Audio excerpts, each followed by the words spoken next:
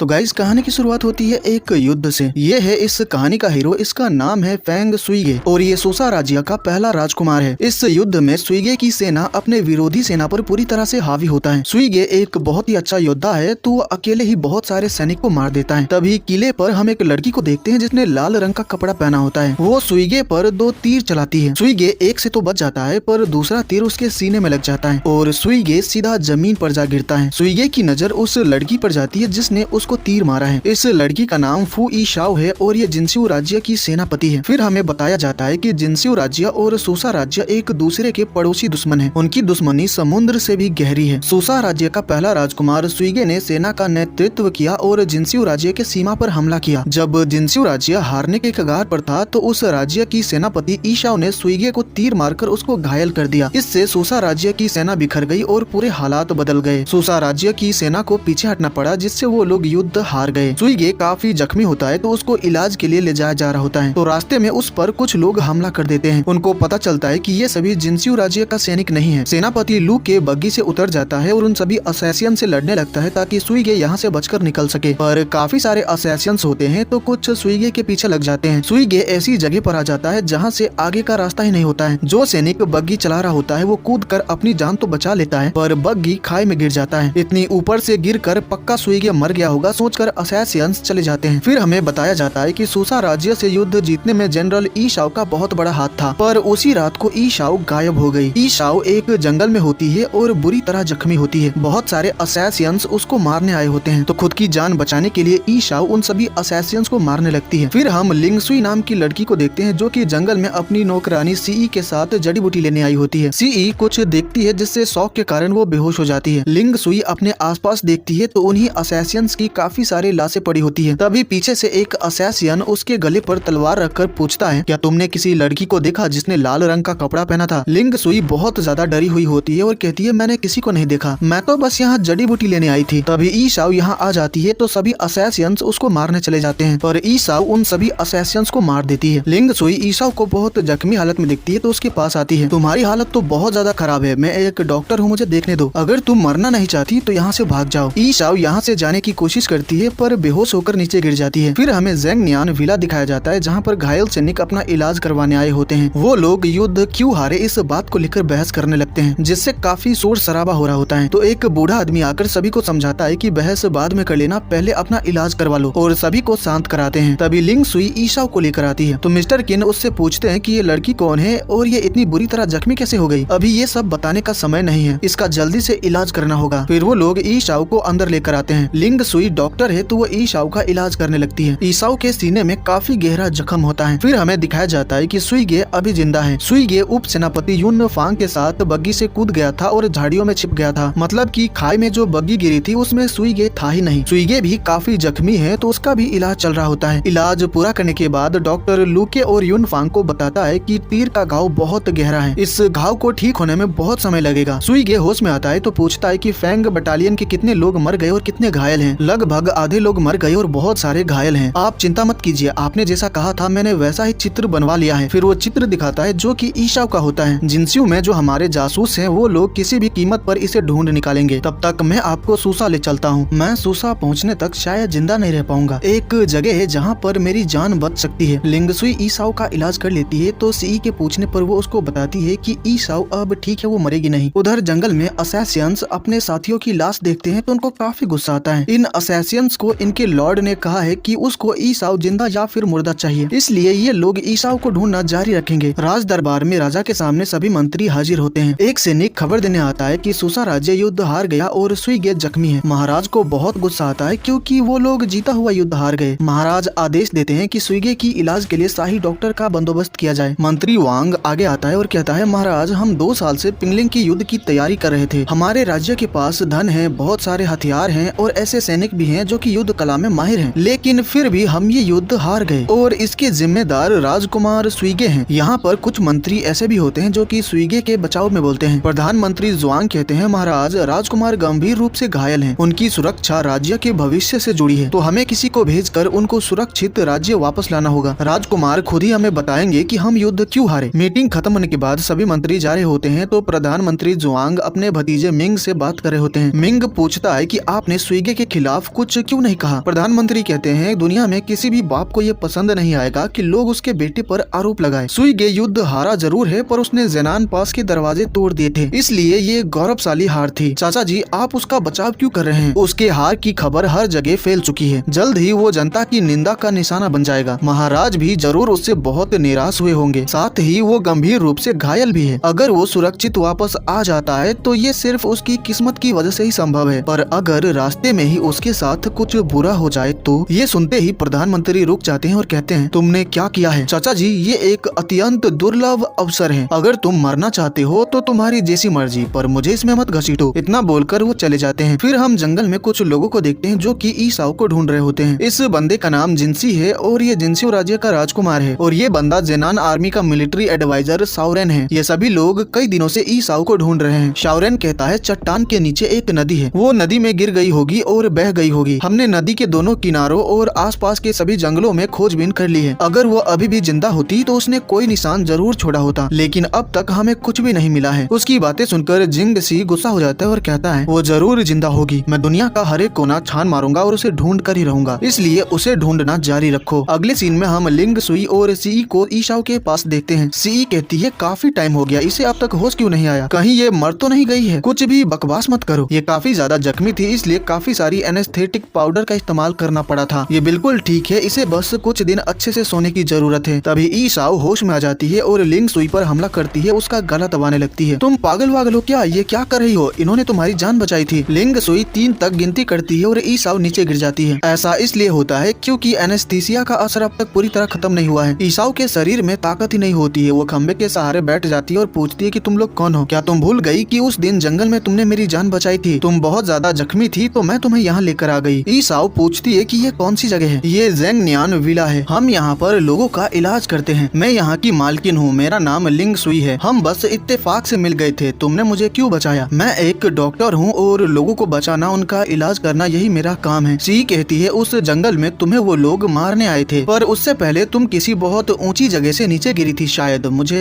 ऐसा लगता है। जब हम तुम्हें यहाँ लेकर आए थे तो हमने देखा था कि तुम्हारे सिर में काफी चोट लगी थी। वो ईसाओ को ये भी बताती है कि लिंगसुई ने कैसे उसका इलाज किया था और उसका कितने अच्छे से ख्याल रखा था। लिंगसुई कहती है अगर मुझे तुम्हें चोटी पहुँचाना होता तो मैं तुम्हारी जान क्यों बचाती? फिर वो उससे पूछती है कि तुम्हारा नाम क्या है, पर ईसाओ को अपना नाम याद ही नहीं होता है। लिंगसुई समझ जाती है कि उसकी याददाश्त चली गई है और इस चीज का इलाज करना काफी मुश्किल है। सोचकर लिंगसुई काफी परेशान हो जाती है। ईसाओ उठने की कोशिश करती है तो उसके कंधे में बहुत दर्द होता है। लिंगसुई उसको बताती है कि उसके कंधे में तीर लगा था, जख्म जितने गहरे हैं उस हिसाब से तुम्हें बहुत करीब से तीर मारा गया था। ये सुनकर ईसाओ को याद आता है कि किसी ने उसको तीर मारा था और वो खाई में गिर गई थी। तीर किसने मारा था उसका चेहरा उसे याद नहीं आता है। ईसाओ समझ जाती है कि ये लोग उसके दुश्मन नहीं है। लिंगसुई ईसाओ को लेकर पहाड़ पर आती है जहाँ पर एक मेडिकल स्विमिंग पूल होता है और उस पूल के पानी में दुनिया का हर एक दवा मिलाया गया है। लिंगसुई उसको बताती है कि इस पूल में कुछ घंटे रहने के बाद उसका जख्म जल्दी भरने लगेगा। ईसाओ अपने कपड़े उतारकर उस पूल में बैठ जाती है। लिंगसुई को और भी लोगों का इलाज करना है, इसलिए वो चली जाती है। फिर हम देखते हैं कि सुइगे ज़ेंगनियान विला आ चुका है। लुके पूछता है कि हम इस पहाड़ पर क्यों आए हैं, तो सुइगे बताता है कि यहाँ पर एक मेडिकल पूल है, उस पूल के पानी से मेरे जख्म जल्दी भर जाएंगे। वो लुके को आदेश देता है कि हमारे जितने भी स्थल सेना है उसे जाकर पूर्ण निर्माण करो, तो लुके चला जाता है। सुइगे युनफांग को बताता है कि वो अकेले ही अंदर जाएगा और युनफांग को बाहर इंतजार करने को बोलकर वो अंदर आता है। पूल के अंदर एक बड़ा सा पत्थर होता है, तो ईसाओ पत्थर के उस पार बैठी होती है, जिस वजह से सुइगे उसको देख नहीं पाता है और वो अपने कपड़े उतारकर पूल के अंदर उस पत्थर के इस पार बैठ जाता है। ईसाओ को ये पता नहीं चलता है क्योंकि वो सो गई होती है। ज़ेंगनियान विला में हम उन्हीं असैसियंस को देखते हैं जो कि ईसाओ को मारना चाहते हैं। ईसाओ जख्मी थी तो वो अपना इलाज करवाने यहाँ पर आ सकती है। यही सोचकर ये लोग अपना भेष बदलकर यहाँ पर ईसाओ को ढूंढ रहे हैं। इस विला में काफी सारे सैनिक आते हैं, तो लिंगसुई उनसे पूछती है कि वो लोग यहाँ क्यों आए हैं। एक सैनिक कहता है मेरा नाम निंग फे है और हम लोग एक लड़की को ढूंढ रहे हैं। उसने लाल रंग का कपड़ा पहना था और काफी जख्मी थी, कहीं ये लोग ईसाओ को मारने तो नहीं आए हैं। सोचकर लिंगसुई काफी घबरा जाती है और शाओरेन उसके चेहरे पर घबराहट देखकर सभी सैनिक को अंदर जाकर छानबीन करने का आदेश देता है, तो सभी सैनिक काम पर लग जाते हैं। लिंगसुई ऐसा करने के लिए उन सभी पर गुस्सा करने लगती है। निंग फे कहता है हम ईसाओ के भाई हैं, अगर वो यहाँ पर है तो प्लीज हमें बता दो, हम उसको घर ले जाने आए हैं। लिंगसुई को उनकी बातों पर यकीन नहीं होता है, इसलिए वो कहती है अगर वो यहाँ पर होती भी तब भी मैं तुम लोगों को नहीं बताती। उधर ईसाओ की नींद खुलती है तो वो पानी से बाहर निकलने लगती है। पानी की हलचल की आवाज सुनकर सुइगे पत्थर के इस पार देखता है, तो ईसाओ अपने कपड़े पहन रही होती है। एक लड़की यहाँ पर मौजूद है तो मेरा यहाँ पर रुकना ठीक नहीं है सोचकर सुइगे बिना आवाज किए यहाँ से जाने की कोशिश करता है, पर ई शाओ उसको देख लेती है तो उसके पास आकर पूछती है कि वो कौन है। तुम्हें परेशान करने के लिए माफी चाहता हूँ। लॉर्ड लिंग और मैं पुराने दोस्त हैं। आज मुझे इस जगह को इस्तेमाल करने की जरूरत थी तो मैं उसको सब कुछ समझा दूंगा। तुमने अब तक जवाब नहीं दिया, तुम हो कौन? सुइगे अपना नाम नहीं बताता है और जाने लगता है, पर तभी वो बेहोश होकर नीचे गिर जाता है। ई शाओ को उसके पास एक चित्र मिलता है जो कि उसका ही होता है। ई शाओ सोच में पड़ जाती है कि आखिर ये बंदा है कौन, क्या ये मुझे जानता है? सभी सैनिक विला की तलाशी लेकर वापस आते हैं और बताते हैं कि उनको ई शाओ कहीं नहीं मिली। शाओ रेन लिंग सुई से माफी मांगता है और सभी सैनिक को लेकर चला जाता है। ई शाओ सुइगे को होश में लाने की कोशिश कर रही होती है। लिंग सुई ने ई शाओ को कुछ दवाई दिया था जो कि वो सुइगे को खिला देती है, जिससे वो थोड़ा होश में आ जाता है और कहने लगता है मुझे पानी चाहिए, तो ई शाओ उसको पानी पिला देती है। लिंग सुई और सी पहाड़ पर आते हैं तो उनके सामने युन फांग आ जाता है और उन दोनों को रस्सी से पेड़ के सहारे बांध देता है। लिंग सुई को पता है कि युन फांग सुइगे के लिए काम करता है। वो ये सोचकर परेशान हो जाती है कि कहीं ई शाओ खतरे में तो नहीं है। ई शाओ को सुइगे के पास एक तीर का टुकड़ा मिलता है और ये उसी तीर का टुकड़ा है जो कि ई शाओ ने सुइगे को मारा था। सुइगे होश में आता है तो अपने सामने ई शाओ को देखकर घबरा जाता है और ई शाओ का नाम लेता है, जिससे ई शाओ को अपना नाम पता चलता है। सुइगे ई शाओ के शरीर पर घाव देखकर समझ जाता है कि वो जख्मी है। ई शाओ पूछती है कि तुम कौन हो? क्या तुम नहीं जानती कि मैं कौन हूँ? ई शाओ के एक्सप्रेशन देखकर सुइगे सोचता है क्या इसको मैं याद नहीं हूँ? वहीं सुइगे के एक्सप्रेशन देखकर ई शाओ कहती है तुम मुझे देखकर डरे हुए क्यों हो? क्या मैं तुम्हारी दुश्मन हूँ? सुइगे थोड़ा सोचता है और मुस्कुराता है, क्या बकवास कर रही हो, मैं तुमसे क्यों डरूंगा? मैं काफी टाइम से तुम्हें ढूंढ रहा हूँ। मैं सुइगे हूँ, तुम्हारा दोस्त। उसका नाम सुनने के बाद भी ई शाओ को वो काफी ज्यादा कंफ्यूज्ड देखता है, जिससे सुइगे को अंदाजा लग जाता है कि शायद इसकी याददाश्त चली गई है। तुम्हें हो क्या गया है? जानती भी हो कि मैं इतना जख्मी कैसे हो गया? तुम्हें बचाने के चक्कर में मैं लगभग मर ही गया था और तुम पूछ रही हो कि मैं कौन हूँ? तुम मेरी वजह से जख्मी कैसे हो गए और मुझे कौन मारना चाहता है? मेरा दुश्मन कौन है? 1 महीने पहले सूसा और जिनसियो राज्य के बीच युद्ध हुआ था। तुम जिनसियो राज्य की आर्मी जनरल हो। तुमने युद्ध में काफी बड़ा योगदान दिया था। अगर तुमने सूसा राज्य के पहले राजकुमार को तीर नहीं मारा होता तो सूसा राज्य युद्ध जीत जाता। क्या वो मर गया? लगभग मर ही गया था, पर जैसे तैसे बच गया। तो इसका मतलब वो मुझे मारना चाहता है, उसको मुझसे बदला चाहिए। वैसे उस राजकुमार का नाम क्या है? सुइगे उसको अपना नाम बताता है, जो सुनकर वो शॉक रह जाती है। तभी लू के और युन फांग सैनिक के साथ अंदर आ जाते हैं और ई शाओ को पकड़ लेते हैं। जिसके बाद सुइगे लिंग सुई से मिलता है और उससे ई शाओ के बारे में पूछता है। लिंग सुई उसको सब कुछ बता देती है कि ई शाओ उसको किस पहाड़ पर मिली थी, उसको मारने के लिए कितने लोग आए थे और वो कितनी ज्यादा जख्मी थी। लिंग सुई उससे रिक्वेस्ट करती है कि ई शाओ के जख्म अभी भरे नहीं हैं, तो उसे यहीं पर रहने दो। तो सुइगे गुस्से में कहता है वो वैसे भी मरने ही वाली है, तो उसके ऊपर बेकार में इतनी कीमती दवा क्यों वेस्ट करना। जिसके बाद वो ई शाओ को अपने साथ लेकर चला जाता है। लिंग सुई को ये सोचकर काफी पछतावा होने लगता है कि अगर वो ई शाओ को यहाँ पर लेकर नहीं आई होती तो शायद वो जिंदा रह पाती, क्योंकि लिंग सुई अच्छे से जानती है कि सुइगे कितना ज्यादा खतरनाक बंदा है। ई शाओ ने उसको जख्मी किया था, जिस वजह से वो युद्ध हार गया, तो वो ई शाओ के साथ कुछ भी कर सकता है, उसकी जान भी ले सकता है। जुआंग ही नाम का बंदा मिंग से मिलता है और हमें पता चलता है कि मिंग के कहने पर ही जुआंग ही ने सुइगे पर हमला करवाया था। जुआंग ही बताता है कि सुइगे जिस बग्गी में था वो एक बहुत ही गहरी खाई में गिर गया। इतनी ऊपर से गिरने के बाद कोई भी इंसान बच नहीं सकता, इसलिए जुआंग ही को लगता है कि सुइगे मर गया है। जुआंग ही प्रधानमंत्री का गोद लिया हुआ बेटा है और मिंग भतीजा है। इन दोनों ने सुइगे को जान से मारने के लिए असैसियंस भेजे थे। ये बात प्रधानमंत्री को पता नहीं है। ये लोग सुइगे को इसलिए मारना चाहते हैं ताकि सूसा राज्य पर जुआंग परिवार का कंट्रोल हो, पर सुइगे के जिंदा रहते ये मुमकिन नहीं है। महाराज को फेंग बटालियन से एक चिट्ठी आती है जिसमें बताया गया होता है कि सुइगे पहाड़ की चोटी से खाई में गिर गया और अभी उसकी हालत कैसी है पता नहीं। महाराज क्या हमें राजकुमार को ढूंढने के लिए लोग भेजने चाहिए? तो महाराज कहते हैं अगर वो खुद से अपनी जान भी नहीं बचा सकता तो वो मेरा बेटा कहलाने के लायक नहीं है। लू के जंगल में गया होता है ये चेक करने के लिए कि लिंग सुई ने जो असैसियंस वाली बात बताई थी वो सच है कि नहीं। जंगल में उसको एक भी लाश नहीं मिली थी, पर खून के धब्बे मौजूद थे। नदी के किनारे उसको एक लाश मिली थी जिसके पास से एक टोकन मिला था। लू के सुइगे को टोकन देकर बताता है कि इसका डिजाइन और मटेरियल देखकर लगता है कि ये जिनसियो राज्य का है। जितने भी सबूत मिले हैं उन सबके बारे में अच्छे से सोचकर सुइगे कहता है जैसा कि लिंग सुई ने बताया था कि किसी ने ई शाओ को तीर मारा था और वो पहाड़ की चोटी से नीचे गिर गई थी। जैसे तैसे उसकी जान तो बच गई, पर सिर में चोट लगने की वजह से उसकी याददाश्त चली गई और काफी सारे असैसियंस उसको मारने आए थे। पिंगलिंग के युद्ध को जीतने में ई शाओ का बहुत बड़ा योगदान था। साथ ही वो जिनसियो राज्य का राजकुमार जिंगसी की बहुत करीबी साथी है। काफी सोचने के बाद भी इन लोगों को समझ नहीं आ रहा होता है कि आखिर कौन ई शाओ को मारना चाहता है। फिर हम जिंगसी को देखते हैं जो कि बहुत उदास होता है क्योंकि उसको ई शाओ अब तक नहीं मिली है। दरअसल जिंगसी और ई शाओ एक दूसरे के प्यार में थे और युद्ध के बाद दोनों शादी करने वाले थे। फिर हम सुइगे को देखते हैं जो कि ई शाओ को बहुत बुरी तरह टॉर्चर करता है, जिससे उसकी थोड़ी सी याददाश्त वापस आ जाती है। उसने आर्मी को ज्वाइन करने के लिए कितनी ज्यादा हार्ड ट्रेनिंग की थी उसको याद आता है। सुइगे जब उसके सामने आता है तो उसकी आंखों में बहुत गुस्सा होता है, जरा भी कंफ्यूजन नहीं होता है, जिससे सुइगे समझ जाता है कि ई शाओ की याददाश्त वापस आ गई है। तो वो उससे कहता है कि जिनसियो में कोई है जो तुम्हें मारना चाहता है, तो बताओ वो कौन है और तुम्हें क्यों मारना चाहता है। पर ई शाओ कुछ भी जवाब नहीं देती है क्योंकि उसकी याददाश्त पूरी तरह वापस नहीं आई है। अभी भी उसको बहुत सारी चीजें याद नहीं है। वो सुइगे के सिर पर मारती है और अपने दांतों से उसके गले पर काट लेती है। तभी लू के और यून फांग अंदर आ जाते हैं और ई शाओ को मारने के लिए अपनी तलवार निकाल लेते हैं, पर सुइगे उनको रुक जाने को कहता है। सुइगे को काफी दर्द हो रहा होता है तो गुस्से में वो ई शाओ के पेट में बहुत पंचेस मारता है। जैसे ही ई शाओ उसको छोड़ती है तो सुइगे उसके पेट में जोर का लात मारता है, जिससे वो टेबल से जाकर टकराती है। उसके मुंह से खून आता है और फिर बेहोश हो जाती है। लू के ई शाओ को जान से मारना चाह रहा होता है, पर सुइगे उसको ऐसा नहीं करने देता है और कहता है पिंगलिंग का युद्ध जितना तुम सोच रहे हो उससे भी ज्यादा कॉम्प्लिकेटेड था। इसके पीछे जितने भी रहस्य हैं सबका जवाब इसके पास हो सकता है, क्योंकि जिनसियो राज्य इसको मारना चाहता है, इसलिए हमें इसको जिंदा ही रखना होगा। उधर जिनसियो राज्य के राजकुमार जिंगसी के पास शाही फरमान आता है। सूसा राज्य और जिनसियो राज्य के बीच चल रही युद्ध को खत्म करने के लिए महाराज ने राजकुमार जिंगसी की शादी सूसा राज्य की राजकुमारी से तय कर दी है। जिंगसी इस बात से जरा भी खुश नहीं होता है, पर ये शाही आदेश है तो वो मना भी नहीं कर सकता। उधर सुइगे ई शाओ के घाव पर दवा लगा रहा होता है तो ई शाओ उठने की कोशिश करती है। अपनी एनर्जी वेस्ट मत करो, दर्द के कारण फिर से बेहोश हो जाओगी। मैंने तुम्हें जो दवा लगाया है उससे तुम्हें कमजोरी महसूस हो सकती है, पर तुम मरोगी नहीं। आखिर तुम चाहते क्या हो? बस तुम्हें दवाई लगा रहा हूँ, नहीं तो घाव के निशान रह जाएंगे। अगर तुम मुझे मारना चाहते हो तो मार दो, मुझे इस तरह बेइज्जत क्यों कर रहे हो? देखो बात ऐसी है कि आर्मी में मेरे पास एक भी नौकरानी नहीं है, इसलिए मुझे खुद ही तुम्हें दवा लगाना पड़ रहा है। इससे अच्छा तो तुम मुझे मार ही दो। ऐसे हालत में अगर मैं तुम्हारी जगह होता तो मौत की चाह नहीं रखता, क्योंकि मौत एक बहुत ही आसान चीज है। तुम्हें जीने का दूसरा मौका मिला है तो इसे खजाने की तरह संभाल कर रखो। बेहतर होगा कि तुम मुझे मार दो। ये मत सोचना कि मेरी जान बख्श दोगे तो मैं तुम्हारी आभारी रहूंगी। वहीं बाहर लू के और यून फांग एक दूसरे से बात कर रहे होते हैं कि सुइगे ने आज से पहले किसी के भी घाव का मलहम पट्टी नहीं किया है। अगर वो उस लड़की की जान नहीं लेना चाहता तो फिर उसको इतना टॉर्चर क्यों किया और उसको इतनी जोर से क्यों मारा था। ये दोनों ये सोचकर काफी कंफ्यूज्ड होते हैं कि सुइगे आखिर करना क्या चाहता है। मिंग और ज्वांगही को पता चल जाता है कि सुइगे अभी जिंदा है, इस वजह से दोनों काफी परेशान हो जाते हैं। ज्वांगही कहता है अगर वो बच भी गया तो क्या हो गया, उसे थोड़ी ना पता है कि उसको मारने के लिए मैंने असैसियंस को भेजा था, और अगर उसे शक हुआ भी तो बिना सबूत कि वो मुझे क्या ही कर लेगा। क्या तुम भूल गए हो कि वो कितना बड़ा सनकी है? किसी को मारने के लिए उसे किसी वजह की जरूरत नहीं है। तो फिर मुझे क्या करना चाहिए तुम ही बताओ ना। जब वो राज्य वापस आएगा तो तुम्हें उसे राज्य के बाहर ही रोक कर रखना होगा। वो युद्ध हारा है तो किसी को तो इसका जवाब देना होगा। तुम सुइगे को कुछ नहीं कर पाओगे, इसलिए उसके सभी सैनिक को इन्वेस्टिगेशन के लिए ले जाना और उनको दोषी ठहरा देना। अपने सैनिक को बचाने के लिए उसे झुकना ही पड़ेगा और अपना पद भी छोड़ना पड़ेगा, फिर वो हमारा कुछ नहीं बिगाड़ पाएगा। सुइगे ई शाओ को दवा लगाने के बाद बाहर आता है तो लू के पूछता है कि ई शाओ को लेकर आपके प्लान्स क्या है? कल हम राजधानी जाएंगे और ई शाओ भी हमारे साथ आएगी। फिर अगले दिन जब सभी राजधानी जा रहे होते हैं तो सुइगे की बग्गी में ई शाओ होती है और उसके हाथ बंधे होते हैं, पर ई शाओ अपना हाथ खोल लेती है और सुइगे पर हमला करती है। सुइगे उसको पकड़ लेता है और कहता है अगर मैं तुम्हारी जगह होता तो ऐसी बेवकूफी कभी नहीं करता। तुम्हारी याददाश्त चली गई है और बुरी तरह जख्मी भी हो, तो ऐसी हालत में तुम मेरा कुछ भी नहीं बिगाड़ पाओगी। वो मैं नहीं था जिसने तुम्हें तीर मारकर पहाड़ से नीचे गिराया था, और न ही मैंने तुम्हें मारने के लिए किसी को भेजा था। हम दोनों अलग अलग राज्य से हैं और एक दूसरे से बहुत नफरत करते हैं, पर कोई है जो कि मुझसे भी ज्यादा चाहता है कि तुम मर जाओ। फिर वो ई शाओ को छोड़ देता है। सुइगे मैं तुम्हारे झांसे में नहीं आने वाली, मुझे इस्तेमाल करने की सोचना भी मत। तभी एक सैनिक खबर लेकर आता है। लू के सुइगे को बताता है कि दूसरे राजकुमार अब बालिग हो चुके हैं, मतलब वो जवान हो चुके हैं, तो महाराज ने सेरेमनी रखा है और वहाँ पर सभी मंत्री भी मौजूद हैं, तो मुझे लगता है कि हमें वापस लौट जाना चाहिए। सुइगे काफी गुस्से में होता है और कहता है हम आज ही राजधानी जाएंगे, इसलिए आगे बढ़ते रहो। फिर जब ये लोग राजधानी पहुँचते हैं तो ज्वांग ही किसी को भी अंदर नहीं जाने देता है और कहता है महाराज ने आदेश दिया है कि तुम सभी का इन्वेस्टिगेशन करके पता लगाया जाए कि हम ये युद्ध क्यों हारे मारे, इसलिए तुम सभी को इन्वेस्टिगेशन के लिए मेरे साथ चलना होगा। उधर राज दरबार में दूसरे राजकुमार का सेरेमनी चल रहा होता है। सेवक आकर महाराज को बताता है कि पहले राजकुमार और उनके सैनिक को राजधानी के बाहर रोक दिया गया है। महाराज कहते हैं कुछ भी करने की जरूरत नहीं है, अगर वो खुद की और अपने सैनिक की जान नहीं बचा सकता तो फिर वो किसी काम का नहीं है। सुइगे ज्वांगही को अपने पास बुलाता है और उसका गला पकड़कर लटका देता है और उसके गर्दन को तोड़कर उसे जान से मार देता है, जो देखकर ई शाओ शॉक्ड रह जाती है। जिसके बाद वो सभी लोग राजधानी के अंदर आ जाते हैं। सुइगे ई शाओ से कहता है जब तुम्हारे जख्म पूरी तरह से भर जाएंगे तो हम डिटेल में डिस्कस करेंगे कि हम साथ में काम कैसे कर सकते हैं। तुम मेरे साथ काम करना चाहते हो? क्या तुम नहीं जानना चाहती कि किसने तुम्हें तीर मारकर खाई में गिराया था? ये सुनकर ई शाओ सोचने लग जाती है। सुइगे युन फांग से कहता है ई शाओ को मेरे मेंशन लेकर जाओ ताकि वो आराम कर सके। फिर वो महल के लिए निकल जाता है। जब युन फांग ई शाओ को लेकर जा रहा होता है तो रास्ते में ई शाओ नोटिस करती है कि एक बंदा उसके ऊपर नजर रख रहा है, उसको फॉलो कर रहा है। उस बंदे के पास चाकू देखकर ई शाओ को याद आता है कि उसको जो असैसियंस मारने आए थे उनके पास भी ऐसा ही चाकू था, जिससे ई शाओ समझ जाती है कि यह बंदा कोई असैसियन है। यह बंदा अपने साथियों के पास आता है और कहता है मैंने पक्का कर लिया है कि वो ई शाओ ही है, तो सही मौका देखकर हम उसके ऊपर हमला करेंगे। सुइगे राज दरबार में आता है तो महाराज कहते हैं तुम युद्ध हार कर आए हो तो इस वक्त तुम्हें आराम करना चाहिए। मेरे बिना बुलाए तुम यहाँ पर क्यों आए हो? मेरा छोटा भाई जवान हो गया है तो उसके लिए सेरेमनी रखा गया है। अगर मैं नहीं आता तो लोगों को लग सकता है कि हमारे बीच का रिश्ता ठीक नहीं है। सुइगे के आने से दूसरा राजकुमार चेंग यांग काफी खुश होता है। सुइगे उससे पूछता है कि आज तो तुम्हारा जन्मदिन नहीं है तो फिर आज क्यों सेरेमनी रखा? ये तो मुझे भी नहीं पता, माँ ने आज का दिन चुना था। मेरे छोटे भाई को पता नहीं है कि आज के दिन क्या है। पर क्या आपको भी नहीं पता है पिताजी? महाराज इस बात को टाल देते हैं। मैंने तुम्हारे मेंशन में एक बहुत अच्छा तलवार भेजा है, तो जाकर देखो तुम्हें पसंद आता है कि नहीं। चेंग यांग के जाने के बाद महाराज सुइगे से पूछते हैं कि तुम युद्ध क्यों हारे, मुझे कारण बताओ। मिंग आगे आता है और कहता है महाराज मुझे लगता है कि फेंग बटालियन में कोई जासूस है। ये सुनकर सभी लोग हैरान रह जाते हैं। तुम्हारे पास क्या सबूत है? महाराज जिनसियो राज्य को कैसे पता चला था कि हमारे सैनिक किस रास्ते से जा रहे थे और कहां पर हमला करने वाले थे? जरूर किसी ने यह खबर जिनसियो राज्य तक पहुंचाया होगा। महाराज सुइगे से पूछते हैं कि तुम इस पर क्या कहना चाहोगे? मुझे लगता है कि वो सही बोल रहा है और मैंने जासूस का पता भी लगा लिया है। तभी लू के